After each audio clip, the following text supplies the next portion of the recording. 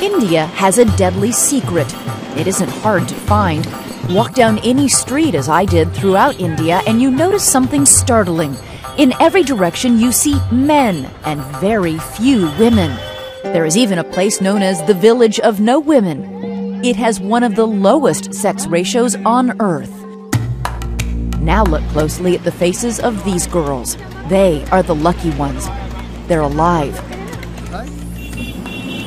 I came to India because I heard that 1 million of their sisters are systematically killed every year because of a gender preference for boys. The numbers are staggering. 50,000 female fetuses are aborted every month. Since 1980, an estimated 40 million girls are missing through sex-selective abortion, neglect, or murder.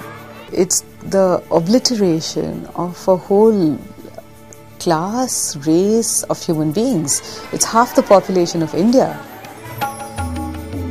Whether eliminated in the womb or tossed out in the trash, they call it gendercide. We put very little value to girls and to women. So they're always in danger from birth to death. If they are born, then they might be murdered just because they're girls. But why in a land where men revere female goddesses and where the current president is a woman is there such ingrained discrimination against girls to the point of killing them?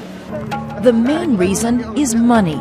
Girls are a financial burden to their parents who must pay expensive dowries to marry them off. The dowry is a cultural tradition and the single biggest reason Indians prefer boys.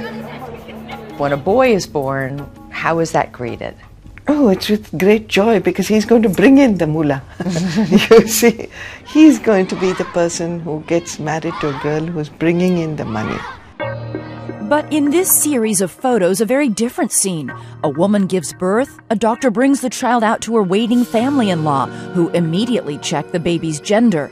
You only have to look at the woman's face to know it is a girl, who will one day cost this family a lot of money. The amounts of dowry have become higher and higher, and families can get into huge debt bondage just to be able to pay the dowry to get a daughter married. Once married, if a girl's family doesn't pay a set amount of dowry, she's often beaten, tortured, even burned to death. And while dowries have been illegal for decades, the law is mostly ignored. So how do 1 million girls go missing every year? The answer is down 1,000 streets like this one, in clinics that can exploit the use of this machine, found in nearly every hospital in the world, the ultrasound.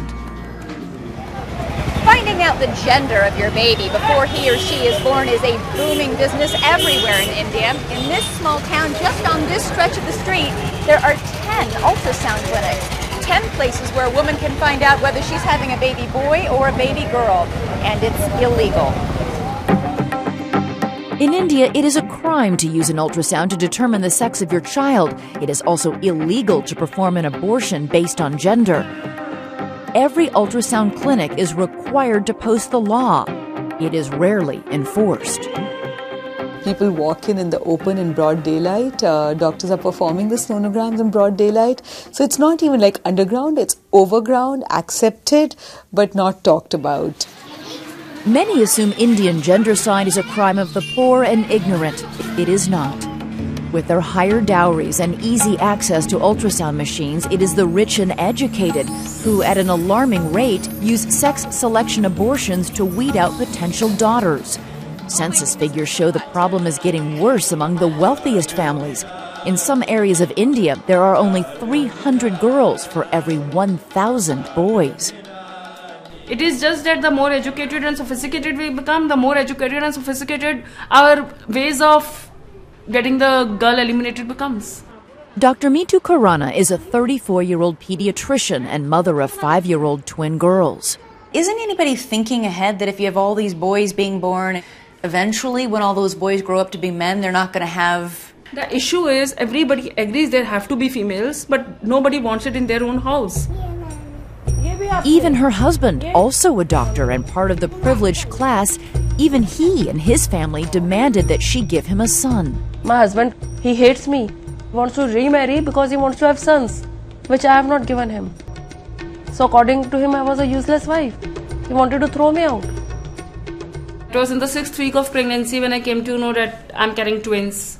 Then the pressure started for sex determination test. So what did they say to you? That they wanted to know whether girls or boys, and that they can't afford 2 daughters. So if there are 2 daughters, I should abort them.